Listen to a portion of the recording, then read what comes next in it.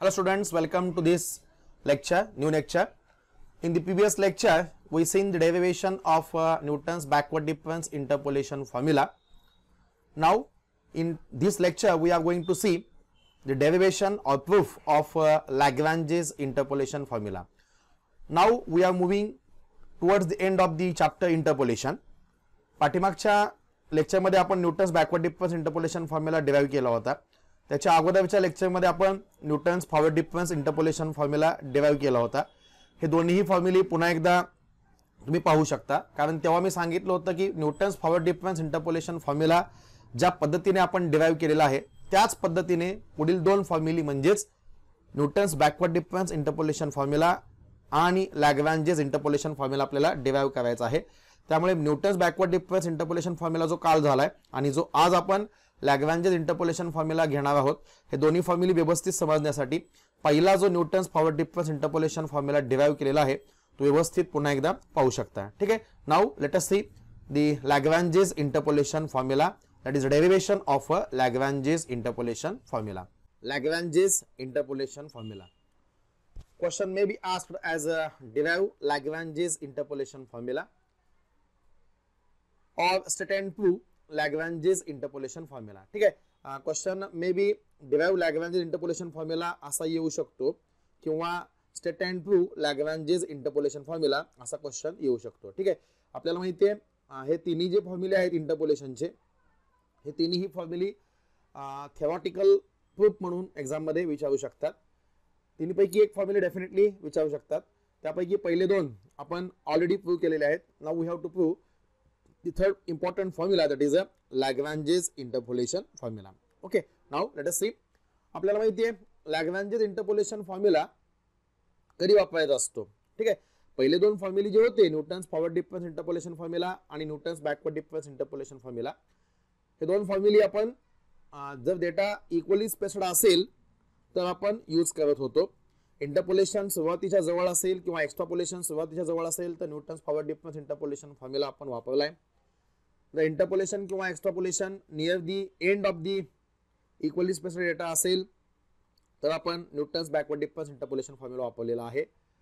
Now Lagrange's interpolation formula कधी वापरायचा आहे? Yes, Lagrange's interpolation formula is used when the given data is not equally spaced. Okay.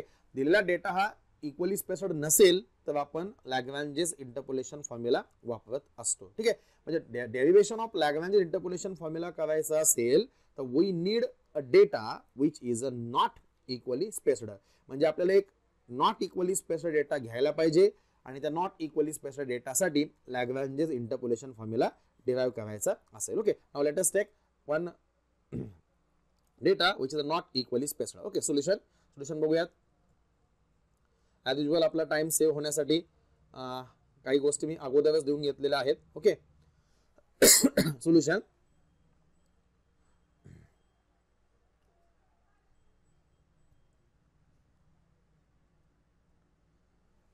let y is equal to f of x be the given function. Okay. समजा y equal to f of x हे दिलेलं function आहे.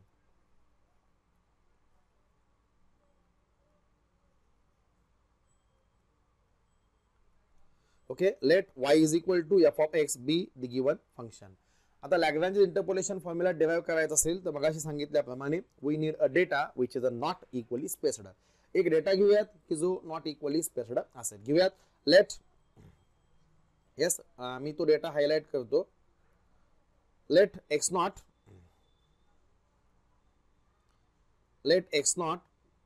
x1 x2 up to so on xn be n+1 arguments. Okay. x0 x1 x2 up to so on xn हे कोणतेही n+1 arguments आहेत. Let f of x0 f of x1 f of x2 up to so on f of xn be the corresponding entries. Okay. x0 up to xn हे कोणतेही arguments असतील की जे not equally spaced असतील. आपल्याला माहिती आहे फॉरवर्ड डिफरन्सला आणि बॅकवर्ड डिफरन्सला आपण डेटा इक्वली स्पेस्ड घेतला होता. त्यामुळे आर्ग्युमेंट आपण a plus h a plus twice h a plus thrice h असे घेतले होते, कारण दोन सक्सेसिव्ह आर्ग्युमेंट्स मधलं अंतर थ्रूआउट सगळीकडे सेम होतं, म्हणजेच h होतं. आता लॅग्रांजेस इंटरपोलेशन फॉर्म्युला डिराइव्ह करत असताना आपल्याला डेटा नॉट इक्वली स्पेसिफाईड घ्यायचा आहे, म्हणजे पहिला आर्ग्युमेंट, दुसरा आर्ग्युमेंट, तिसरा आर्ग्युमेंट यांच्यामध्ये परस्परांशी काहीही संबंध नाहीये, इंटरवल ऑफ डिफरन्सिंग सेम नाही, म्हणून डेटा घेत असताना x0, x1, x2 up to so on xn घेतलंय. या दोन लगतच्या आर्ग्युमेंट्स मधलं अंतर मे बी सेम चालेल किंवा मे बी सेम नसलं तरी सुद्धा चालू शकेल. हे कोणतेही n+1 आर्ग्युमेंट्स घेतलेले आहेत आणि f of x0, f of x1 up to so on f of xn ह्या कोणत्याही त्या आर्ग्युमेंटच्या करस्पॉन्डिंग आपण एंट्रीज घेतलेल्या आहेत. Okay, now next one. या डेटाला फिट होणारी समजा पॉलिनॉमियल काढायची असेल तर ॲज युजुअल n+1 आर्ग्युमेंट्स आहेत. ज्यावरती n+1 आर्ग्युमेंट्स आहेत त्यावरती डेफिनेटली पॉलिनॉमियलची डिग्री ही n असणार आहे. जी काही पॉलिनॉमियलची डिग्री n असणारी जी काही पॉलिनॉमियल आहे ती पॉलिनॉमियल आपण अप्रॉक्सिमेट करूया. आपल्याला माहिती आहे फॉरवर्ड डिफरन्स, बॅकवर्ड डिफरन्स मध्ये आपण polynomial Pn of x approximate केली होती. तिन्ही फॉर्म्युल्यामध्ये फक्त ही पॉलिनॉमियल Pn of x वेगवेगळी आहे, बाकी सगळ्या प्रूफच्या स्टेप्स ह्या सेमच आहेत. त्याच्यामुळे मी पहिल्यापासून सांगतोय, पहिल्या लेक्चरला इंटरपोलेशन फॉर्म्युला आपण जेव्हा पहिला डिराइव्ह केला तेव्हा पण सांगितलंय, आणि जेव्हा आपण Newton's backward difference interpolation formula derive केला तेव्हा पण ते सांगितलेलं आहे की polynomial function equation number 1 polynomial function Pn of x व्यवस्थित लक्षात ठेवा, पाठांतर करण्याची आवश्यकता नाही, लक्षात ठेवायचंय. कसं लक्षात ठेवायचं याची टॅक्ट सुद्धा मी ज्या त्या लेक्चरला सांगितलेली आहे. ते लेक्चर्स तुम्ही पुन्हा एकदा पाहून फॉर्म्युले कसे लक्षात ठेवायचे याची टॅक्ट तुम्ही पुन्हा एकदा पाहू शकता. Okay, now late Pn of x be the polynomial in x of degree n, then we can approximate the polynomial function f of x किंवा Pn of x as a follows. Okay, कसं approximate केले बघा. y is equal to f of x is equal to Pn of x is equal to as usual data प्रमाणे सगळं लक्षात ठेवायचं आहे. कसं लक्षात ठेवायचं सांगतो, फक्त लक्ष द्या. x minus x1, x minus x2 into x minus x3 up to so on dot dot dot dot dot x minus xn into capital A0 plus दूसरी टर्म आहे x minus x0 into x minus x1 into x minus x3 up to so on x minus xn into A1.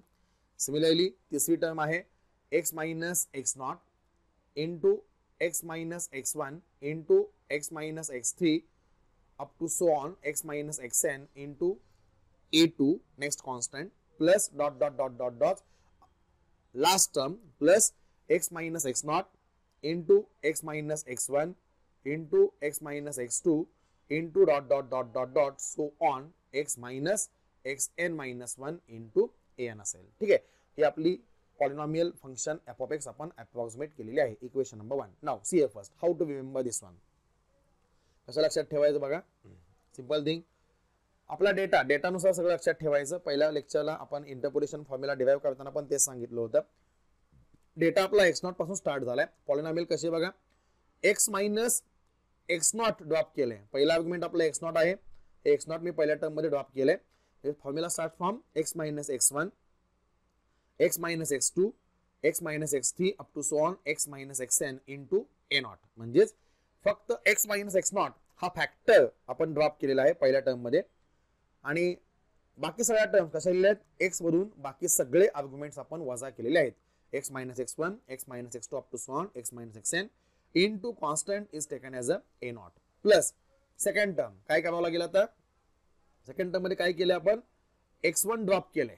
Okay, जसं पहिल्या term लिहित असताना आपण x0 drop केलं होतं तसे दुसरी टर्म लिहित असताना आपण फक्त x1 ड्रॉप केलेला आहे. टर्म काय फोकस करा बघा, x minus x0 second term x minus x0 into x minus x1 drop केलंय पहा. दुसरी टर्म काय पुढची x minus x2 into x minus x3 up to so on last argument पर्यंत जावा x minus xn into constant a1 असेल. Plus पुढे आता काय ड्रॉप करावं लागेल, तिसरा आर्ग्युमेंट म्हणजे x2 ड्रॉप करा, म्हणजे steps transform x minus x0 into x minus x1 into x minus x2 drop, okay, into x minus x3 up to so on शेवटपर्यंत जावा x minus xn into next constant that is a e2 असेल. Plus dot dot dot तसंच पुढची term लिहित असताना x minus x3 drop करणार, त्याच्या पुढची term लिहित असताना x minus x4 ड्रॉप करणार up to so on next one. जेव्हा आपण शेवटची टर्म लिहित असणार तेव्हा x minus xn हा फॅक्टर आपण ड्रॉप करणार आहे. म्हणजे शेवटची टर्म काय बघा, फोकस करा, x minus x0, x minus x1, x minus x2 up to so on कुठपर्यंत जायचंय, एक्स मायनस एक्सएन ड्रॉप करायचा आहे. एक्सएनच्या अगोदरचा आर्ग्युमेंट काय असेल, एक्सएन मायनस 1 असेल, म्हणजेच into X minus X N minus 1 into N असेल, किंवा X minus X N minus 1 into N असेल. Suppose this is the equation number 1. समजा हे इक्वेशन नंबर 1 आहे. Get this? Okay, simple thing. एकदा का polynomial P N of X लिहिता आली तर बाकीचं सगळं प्रूफ हे similar to that of Newton's forward difference interpolation formula and Newton's backward difference interpolation formula. Okay, next one. पुढे आता याच्यामध्ये नोन कोण आहेत आणि अननोन कोण आहेत बघूयात. कोणाच्या व्हॅल्यूज माहिती आहेत आणि कोणाच्या व्हॅल्यू माहित नाहीत बघूयात. ज्यांच्या व्हॅल्यूज माहित आहेत त्यांचा प्रश्न नाहीये, ज्यांच्या व्हॅल्यूज माहित नाहीत त्यांच्या व्हॅल्यूज आपल्याला काढाव्या लागतील. ओके, नोन कोण आहे अननोन कोण आहे बघा. Yes, what about x. X म्हणजे काय असतं as usual. Yes, what about x. X म्हणजे काय असतं, ज्या पॉइंटला इंटरपोलेशन करायचं आहे तो पॉइंट म्हणजे एक्स असतो, की जो आपल्याला दिलेला असतो. x1 x2 x3 ब्रॅकेट फक्त फोकस करा. येस, x1 आपल्याला माहिती आहे, सिमिलरली x2 माहिती आहे, x3 माहिती आहे, up to so on xn माहिती आहे. ठीक आहे, x माहिती आहे, शिवाय x1 up to so on xn हे सगळे आर्ग्युमेंट सुद्धा आपल्याला माहिती आहेत, कारण आपण n+1 आर्ग्युमेंट्स घेतलेले आहेत. ओके, माहित नाहीये कोण, पहिल्या टर्म मध्ये माहित नाहीये कोण. Yes, we don't know about a nought. फक्त आपल्याला इथे ए नॉट माहित नाही. ओके, ए नॉट फक्त आपल्याला माहित नाही. ठीक आहे, प्लस दुसऱ्या टर्म मध्ये पहा, एक्स माहिती आहे, एक्स सगळीकडचा माहिती आहे, एक्स नॉट माहिती आहे, x2 माहिती आहे, x3 माहिती आहे, up to so on xn data दिलाय, म्हणजे x nought up to xn ची व्हॅल्यू आपल्याला माहिती आहे, फक्त माहित नाहीये कोण, a2. ठीक आहे, a2 आपल्याला माहित नाही, म्हणजे a2 ची किंमत आपल्याला काढावी लागेल. सिमिलरली तिसऱ्या टर्म मध्ये सगळे ब्रॅकेट्स माहिती आहेत, फक्त माहित नाहीये कोण, कॉन्स्टंट a2 माहित नाहीये. Similarly, for the last term, we know all the brackets. We don't know about an. an म्हणजे काय आपल्याला माहित नाही, म्हणजेच a not up to an हे आपले अननोन्स आहेत, त्यांच्या किमती आपल्याला काढायला पाहिजे. a not up to an सोडून बाकी सगळ्यांच्या किमती आपल्याला डेटामध्ये दिलेल्या आहेतच. ओके, नाउ इथून पुढचं सगळं जे काही स्टेप्स आहेत त्या कशासाठी, determine the values of the constants a naught a2 a3 up to so on an. Okay, काढूयात. Now where a naught, a1, a2 up to so on an are constants. हे कॉन्स्टंट्स आहेत. कसे आहेत, कोणतेही नाही आहेत, पर्टिक्युलर आहेत. कसे आहेत, constant selected in such a way that pn of x naught is equal to f of x naught, pn of x1 is equal to f of x1, pn of x2 is equal to f of x2 up to so on pn of xn is equal to f of xn. Suppose this is a equation number 2. Okay, म्हणजे हे constant कसे नाही आहेत, particular आहेत. कसे particular आहेत, जर equation number 1 मध्ये मी x equal to x nought टाकलं तर LHS काय होईल, pn ऑफ एक्स नॉट होईल, आणि त्या pn ऑफ एक्स नॉट ची किंमत किती असेल,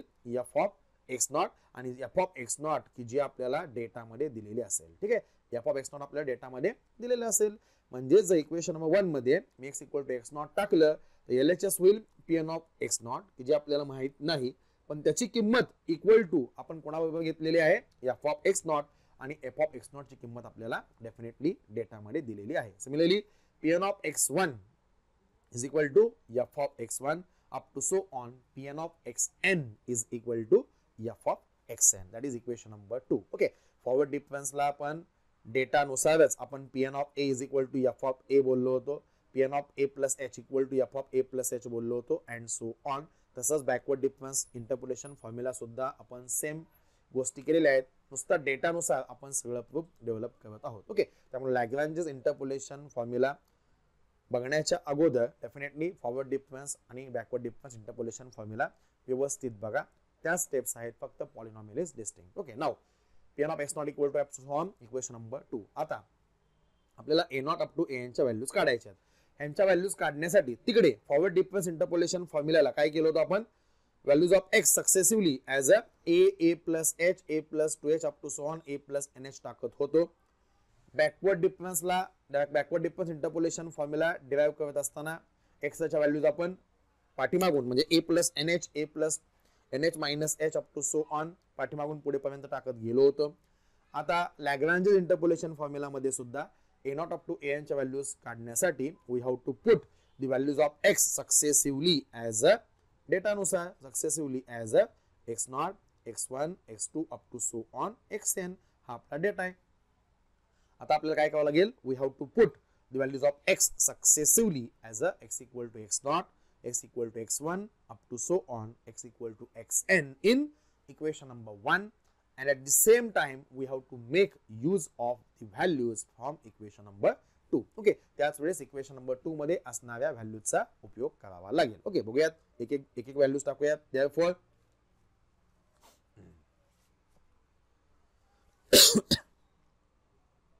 yes, therefore put एक व्हॅल्यू टाकतो.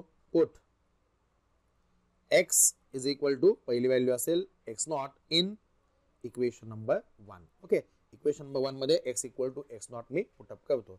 whenever there is a x, replace that x by x naught in equation number 1. therefore LHS आणि RHS दोन्ही ठिकाणी x equal to x nought टाका. therefore Pn of x not is equal to, whenever there is a x, replace that x by x naught. Equation number 1 डोळ्यासमोर आहे. Equation number 1 बघा, x चा ऐवजी फक्त x नॉट टाका.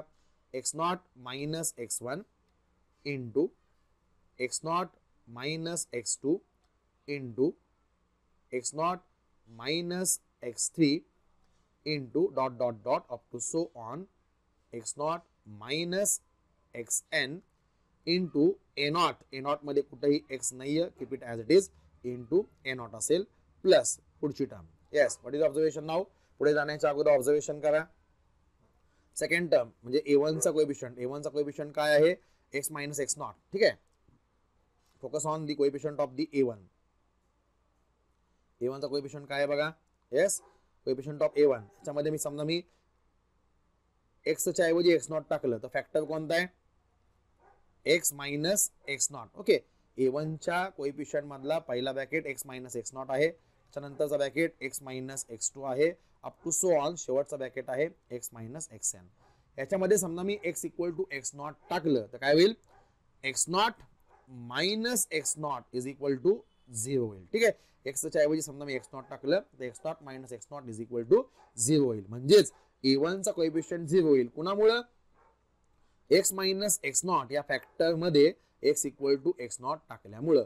जर आपण इथून पुढच्या प्रत्येक टर्म्स बघितल्या तर इथून पुढच्या प्रत्येक टर्म्स मध्ये शेवटपर्यंत x मायनस x नॉट हा फॅक्टर प्रेझेंट असल्यामुळे त्या फॅक्टर मध्ये x equal to x nought जर पुटअप केलं तर डेफिनेटली पुढचे प्रत्येक कॉन्स्टंटचे कोएफिशियंट 0 होतील. Therefore no need to write down. Okay, म्हणजे प्लस पुढचे सगळे कॉन्स्टंट काय असतील? डेफिनेटली 0 असतील, दॅट इज प्लस 0. किंवा आपण पाठीमागे दोन्ही फॉर्म्युले डिराइव्ह करताना बोललो होतो पहा, पहिला आर्ग्युमेंट टाकलं तर पहिल्या कॉन्स्टंट पर्यंतच्याच टर्म प्रेझेंट असतील, बाकी सगळे 0 असतील.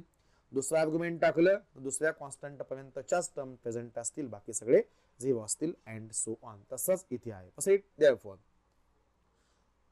देअरफॉर येस, इक्वेशन नंबर 2 चा सायमल्टेनियस यूज करूयात. इक्वेशन नंबर 2 नुसार Pn ऑफ x नॉट ची व्हॅल्यू, ठीक आहे, from equation number 2 the value of Pn of x not is equal to f of x not आहे. Therefore f of x not is equal to, हे सगळे bracket जसे आहेत तसे, that is x not minus x1 into x not minus x2 into x not minus x3 up to so on x not minus xn into a not remains as it is, no change.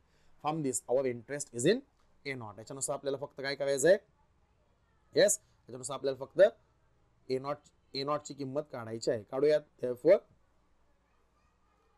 Yes, a not सोडून हे सगळे bracket इकडे multiplied by आहेत. Okay, a not सोडून ज्या काही terms आहेत त्या सगळ्यांचं पक्षांतर करूयात. हे सगळे ब्रॅकेट्स इकडे मल्टिप्लाइड बाय a नॉट आहेत. ते सगळे ब्रॅकेट्स मी उचलतो, LHS ला शिफ्ट करतो, म्हणजे ते काय होतील? सगळे f ऑफ x नॉट च्या डिनॉमिनेटरला जातील. ओके, त्याच वेळेस फक्त मी बाजू बदलून लिहितो. therefore a not is equal to f of x not divided by ते सगळे brackets, that is x not minus x1 into x not minus x2 into x not minus x3 up to so on x not minus xn. Okay, x not minus xn. Okay, म्हणजे तिकडे सगळे bracket तिकडे गुणाकारात होते, इकडे आल्यानंतर सगळे brackets denominator मध्ये जातील, म्हणजेच भागाकारात जातील. therefore a nought is equal to value मिळाली f of x naught divided by x naught minus x1 into x naught minus x2 into x naught minus x3 up to so on x naught minus xn. Okay, similarly अशाच पद्धतीने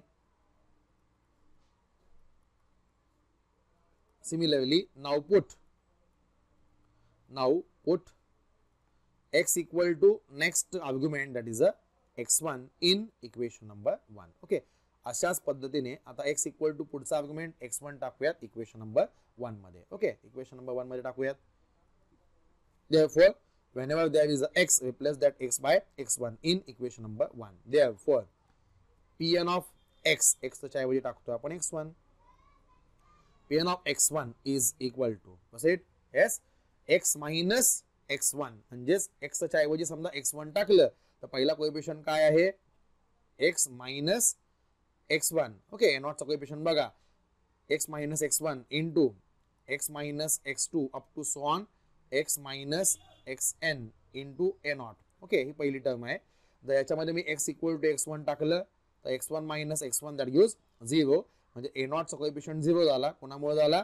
x minus x1 या factor मध्ये. Equation number 1 focus करा.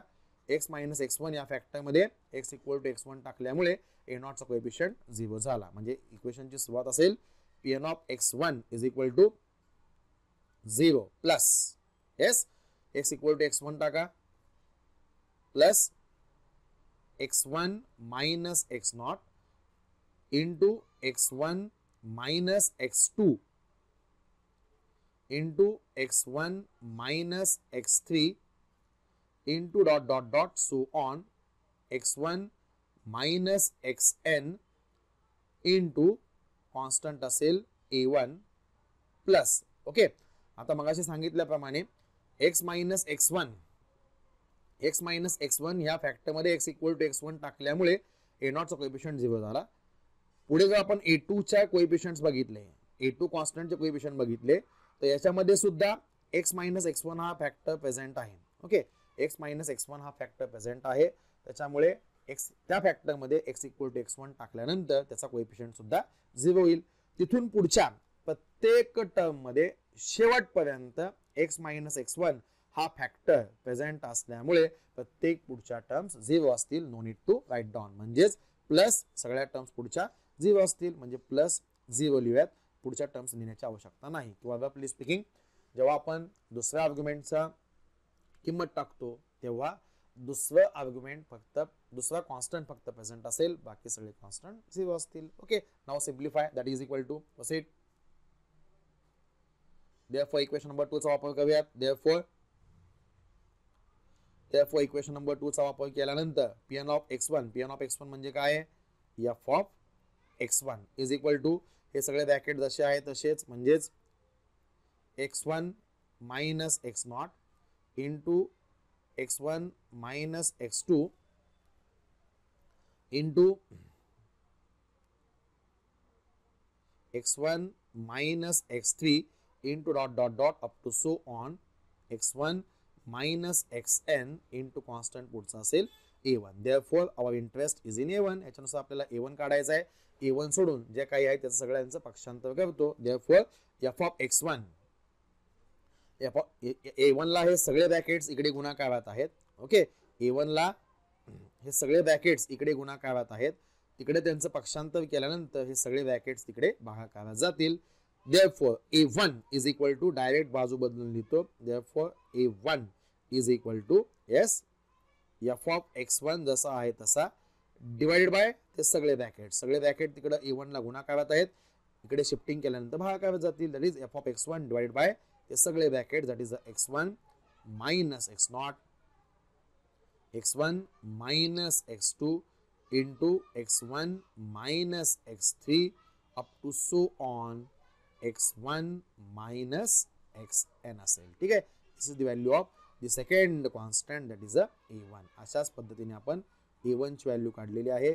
a1 ची value आलेली आहे f of x1 divided by x1 minus x0 into x1 minus x2 into x1 minus x3 up to so on x1 minus xn. Okay, similarly by putting x equal to x2 by putting x equal to x3 and so on. a0 आणि a1 च्या किमती आपल्याला आलेल्या आहेत पहा. त्याच्यानुसार आपण direct generalisation करू शकतो. x इक्वल टू x2 पुढची व्हॅल्यू टाकण्याची गरज नाही, डायरेक्ट आपण जनरलायझेशन करू शकतो. बघा पहिल्यांदा आपण a0 ची व्हॅल्यू डिराइव्ह करत असताना काय पुटअप केलंय, x equal to x0 put up केलंय. x इक्वल टू x0 जर पुटअप केला असेल तर पहिला कॉन्स्टंट आपल्याला a0 मिळालाय. a0 ची किंमत मिळाली काय मिळाली आहे, a0 equal to f of x0 divided by x0 minus x1 into x0 minus x2 up to so on x0 minus xn. म्हणजेच जनरलायझेशन करता येईल, जेव्हा आपण x इक्वल टू x0 टाकलेलं आहे तेव्हा a0 ची किंमत काय मिळाली आहे, f ऑफ ज्याची व्हॅल्यू टाकली ती, कशाची व्हॅल्यू टाकली होती आपण, x इक्वल टू x0 टाकलाय. म्हणजे f of x0 divided by त्या व्हॅल्यू मधून म्हणजे x0 मधून सगळे दिलेले आर्ग्युमेंट्स वजा केलेले आहेत ते डिनॉमिनेटरला आलेले आहेत.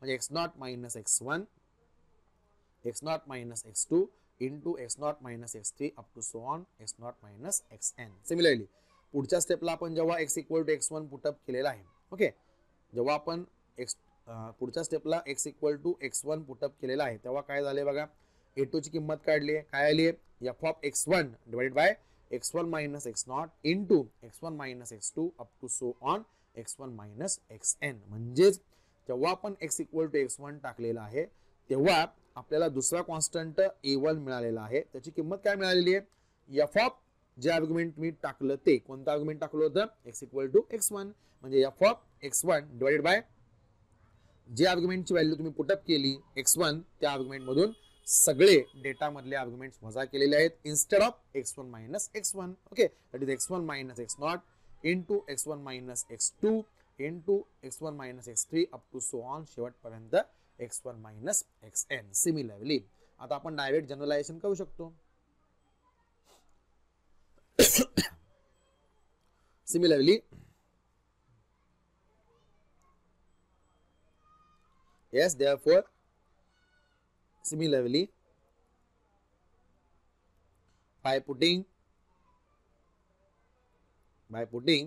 next values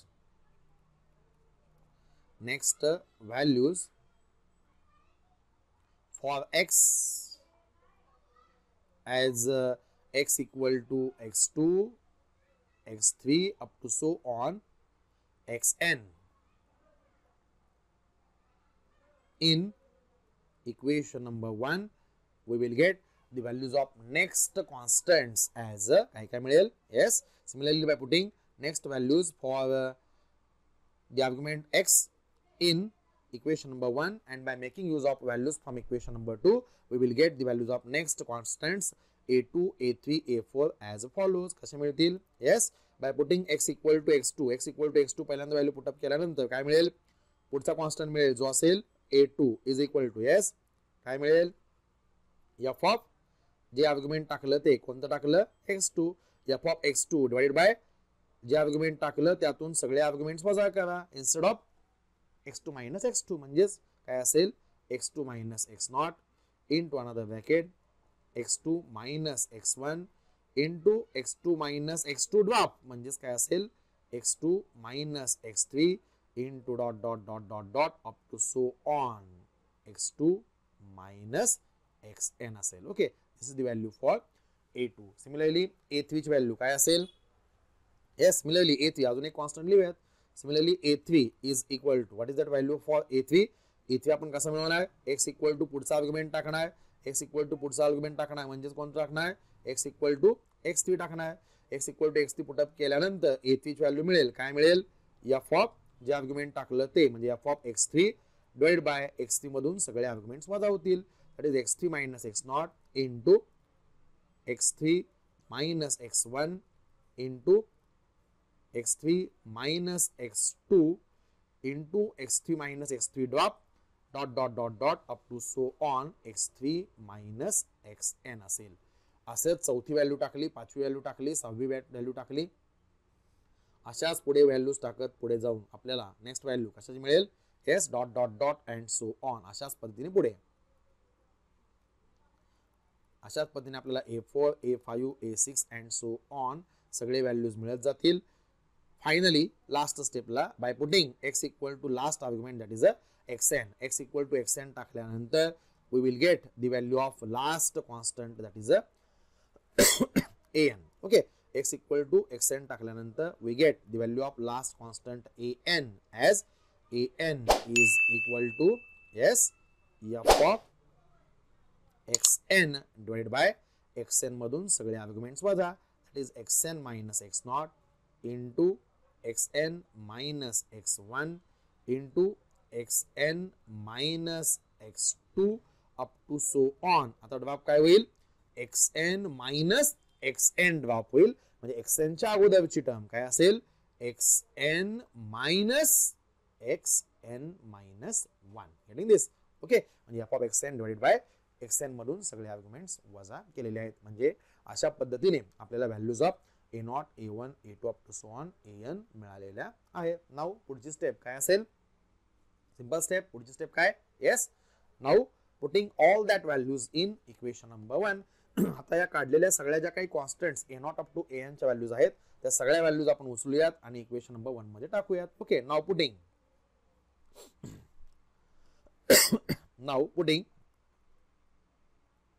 all these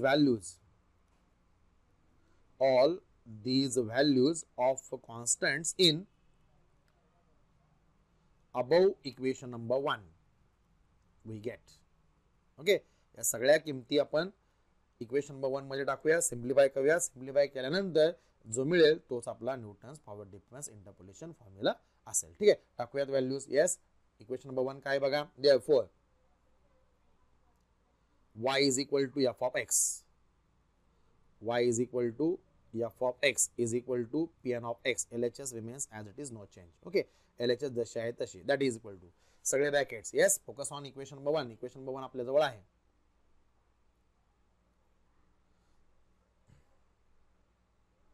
yes, equation number 1 आपल्या जवळ आहे. इक्वेशन नंबर 1 काय पहा, x minus x1 into x minus x2 into x minus x3 up to so on x minus xn, हे सगळे ब्रॅकेट जसे आहेत तसे राहतील. फक्त आपल्याला a0 ची किंमत टाकावी लागेल, जी किंमत आपण ऑलरेडी काढलेली आहे. ओके, म्हणजे पहिले ब्रॅकेट जसे आहेत तसे, फक्त a0 a1 a2 up to so on an च्या किमती आपल्याला टाकाव्या लागतील. टाकूयात. ओके, सगळ्या व्हॅल्यूज आपण काढलेल्या आहेत, सगळ्या व्हॅल्यूज आपण पुटअप करूयात. Now putting values of all these constants in equation number 1 we get. सगळे ब्रॅकेट जसे आहेत तसेच, म्हणजेच of course x minus x1 into x minus x2 into x minus x3 into dot into x minus xn. Okay, हे सगळे bracket जसे आहेत तसे इंटू a0 आहे आणि a0 ची किंमत आपण काढली काय, f of x0. Okay, a0 ची किंमत स्क्रीनवर आहे पहा, a0 ची किंमत इथे आहे. a0 ची किंमत काय, f of x0. स्क्रीनवर a0 ची किंमत दिसते पहा, f of x0 divided by x0 मधून वरचे सगळे आर्ग्युमेंट्स वजा केलेले आहेत, तेच फक्त लिहिताना मी सिस्टमॅटिक लिहितो. ओके, दॅट इज इनटू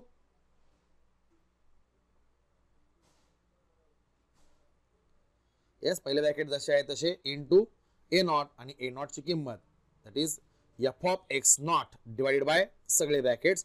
ते जे सगळे ब्रॅकेट्स आहेत ते फक्त मी सिस्टमॅटिक या सगळ्यांच्या ब्रॅकेट खाली लिहितो. a0 ची किंमत आहे f of x0 divided bye ते सगळे ब्रॅकेट्स, ते ब्रॅकेट्स फक्त मी याच्या खाली लिहितो. ब्रॅकेट्स काय काय आहेत, x0 मायनस x1. पुन्हा एकदा तुम्ही स्क्रॉल करून बघू शकता किंवा पाठीमागे जाऊन व्हिडिओ पाहू शकता. नंतर पहा, आता पूर्ण लेक्चर ऑब्झर्व करा. पूर्ण लेक्चर ऑब्झर्व केल्यानंतर जेव्हा तुम्ही रिपीटेडली व्हिडिओज पाहाल तेव्हा या स्टेपला पॉज करून डेफिनेटली पाठीमागे जाऊन तुम्ही पाठीमागची स्टेप पाहू शकता. x0 minus x1 into x0 minus x2 into x0 minus x3 up to so on into x0 minus xn. Okay, हे झालं पहिली टर्म. प्लस पुढे सगळे ब्रॅकेट जसे आहेत तसे, दुसऱ्या टर्म मधले सगळे ब्रॅकेट जसे आहेत तसे इक्वेशन नंबर 1 ऑब्झर्व करा. सगळे ब्रॅकेट जसे आहेत तसे ब्रॅकेट्स काय होते, x minus x0 into x minus x1 आपण ड्रॉप केला होता, x minus x2 into x minus x3 into dot up to so on x minus xn into a1. आणि a1 ची किंमत आता आपण काढली आहे, काय आहे, f of x1 divided bye ते सगळे ब्रॅकेट्स. ते ब्रॅकेट फक्त लिहित असताना मी सिस्टमॅटिक सगळ्या ब्रॅकेटच्या खाली लिहितो. डिवाइडेड बाय ब्रॅकेट्स कोणते होते, x1 minus x0 x1 minus x2 into x1 minus x3 up to so on x1 minus xn. Okay, ही झाली a1 ची व्हॅल्यू. a1 ची व्हॅल्यू वर आहे, तुम्ही पाहू शकता. प्लस पुढची टर्म, येस, सगळे ब्रॅकेट्स जसे आहेत तसे इक्वेशन नंबर 1 मधले सगळे ब्रॅकेट्स जसे आहेत तसे इक्वेशन नंबर 1 मध्ये ब्रॅकेट्स कोणते आहेत ते पुन्हा एकदा तुम्ही पाहू शकता. ठीक आहे, ब्रॅकेट्स काय काय होते इक्वेशन नंबर 1 मधले brackets x minus x0 into x minus x1 into x minus x2 आपण ड्रॉप केला होता म्हणजे into x minus x3 up to so on x minus xn into a2 आणि a2 ची किंमत आपण काढली आहे f of x2 divide by ते सगळे ब्रॅकेट, ते जे सगळे ब्रॅकेट्स आहेत ते लिहिताना फक्त मी सिस्टमॅटिक या ब्रॅकेटच्या खाली लिहितो. दॅट गिव्स कोणते ब्रॅकेट होते a2 मध्ये, a2 च्या किमतीमध्ये ते ब्रॅकेट आहेत पहा. a2 ची किंमत पुन्हा एकदा तुम्ही पाहू शकता. काय होते ते bracket x2 minus x0 into x2 minus x1 into x2 minus x3 up to so on x2 minus xn असेल.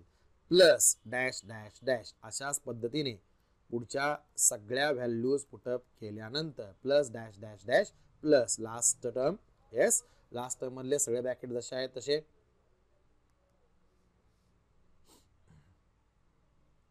Yes, plus dot dot dot dot dot up to so on plus शेवटची term सगळे bracket जसे आहेत तसे. Bracket कोणते आहेत equation number 1 मध्ये आहे x minus x0 into x minus x1 into x minus x2 into x minus x3 up to so on कुठपर्यंत x minus xn minus 1 into an. The value of an is calculated as a f of xn. an ची value आपण काढली f of xn divided by ते सगळे brackets, ते brackets फक्त मी या ब्रॅकेटच्या खाली लिहितो. डिवाइडेड बाय ब्रॅकेट्स कोणकोणते होते पुन्हा एकदा पाठीमागे जाऊन तुम्ही ते पाहू शकता. कोणते ब्रॅकेट होते xn minus x0 into xn minus x1 into xn minus x2 into so on xn minus xn minus 1.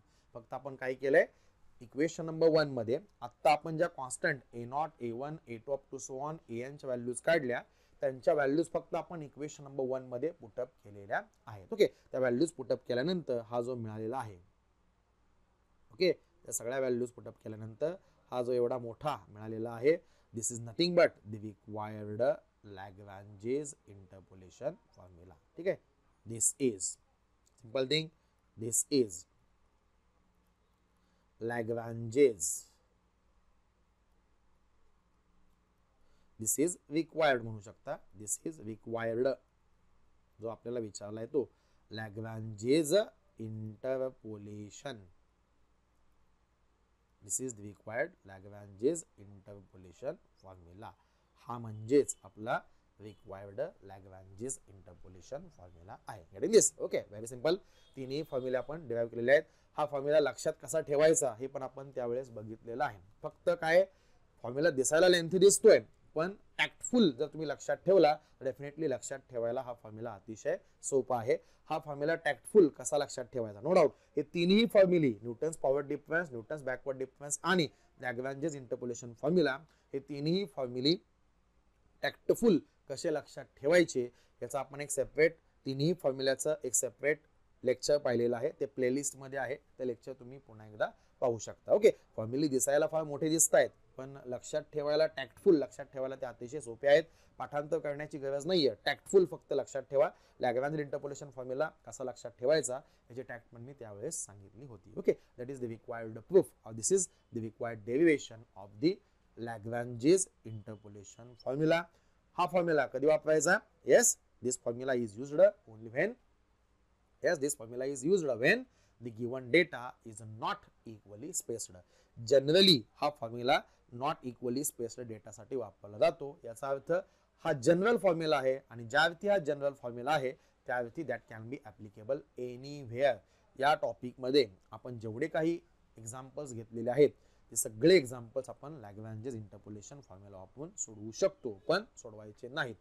कारण का स्पेसिफिकली आपण लॅग्रॅन्जेस इंटरपोलेशन फॉर्म्युला कधी वापरतो, when the given data is not equally spaced. Getting this? Okay. Thus, in the today's lecture, we seen the derivation of a Lagrange's interpolation formula. It is a proof of a Lagrange's interpolation formula, which is a very important as a theoretical question. Okay. या तिन्ही फॉर्म्युलाच्या derivation पैकी एक derivation definitely exam मध्ये कोणत्याही exam मध्ये definitely विचारलेलं असतं. No doubt आपल्याला जर एक्झाम्पल सोडवायचे असतील तर नो डाऊट हे तिन्ही फॉर्म्युले पाठ असणं गरजेचं आहे. नुसतं पाठ असणं गरजेचं नाही, तर याचे सिम्बॉल्स काय आहेत, कोणत्या सिम्बॉलच्या काय व्हॅल्यूज टाकायच्या आहेत, हे सगळं आपल्याला माहित असणं गरजेचं आहे. ओके. त्यासाठी डेफिनेटली पाठीमागचे जे लेक्चर्स आहेत ते सिरियली व्यवस्थित बघत चला, व्यवस्थित पहा, त्याच्यामधले सिम्बॉल्स व्यवस्थित अंडरस्टँडिंग करून घ्या. Okay. Now we are at the end of the interpolation. आता आपण इंटरपोलेशनच्या जवळपास एंड पर्यंत आलेलो आहोत. आता फक्त इंटरपोलेशन या टॉपिक मध्ये एकच आर्टिकल राहिलेला आहे, that is a divided difference interpolation formula. Okay. Divided difference म्हणजे काय आपण डिफाइन करणार आणि त्याच्यानंतर न्यूटन्स डिवायडेड इंटरपोलेशन फॉर्म्युला म्हणजे काय ते आपण बघणार आहे. ते आपण नेक्स्ट लेक्चरमध्ये पाहूयात. आता इंटरपोलेशन टॉपिक जवळपास संपलेला आहे, फक्त याच्यातलं एक आर्टिकल राहिलेलं आहे. त्यासाठी तुम्ही पाठीमागचे जे लेक्चर्स आहेत सगळे राईट फ्रॉम दी बिगिनिंग, सुरुवातीपासून फक्त तेवढा सिलेबसचा जर आपलं लेक्चर सोडलं तर बाकी सगळे ओके लेक्चर्स तुम्ही व्यवस्थित पहा. त्या लेक्चर्सनुसार कंटिन्युअसली नोट्स प्रिपेअर करत राहा, कारण सगळे सिम्बॉल्स आहेत आणि सिम्बॉल्स एकदा आपल्याला रायटिंग करून आपल्या हाताखालून गेल्याशिवाय डेफिनेटली ते लक्षात राहत नाहीत. त्यासाठी सगळे लेक्चर्स क्रमाने पहा. ओके. सगळे लेक्चर्स क्रमाने पहा, नोट्स तयार करा, इंडिपेंडेंटली एक्झाम्पल सॉल्व्ह करण्याचा प्रयत्न करा. Okay. So let us conclude today's lecture. Okay. इथं थांबूयात. Have a nice time. Thank you.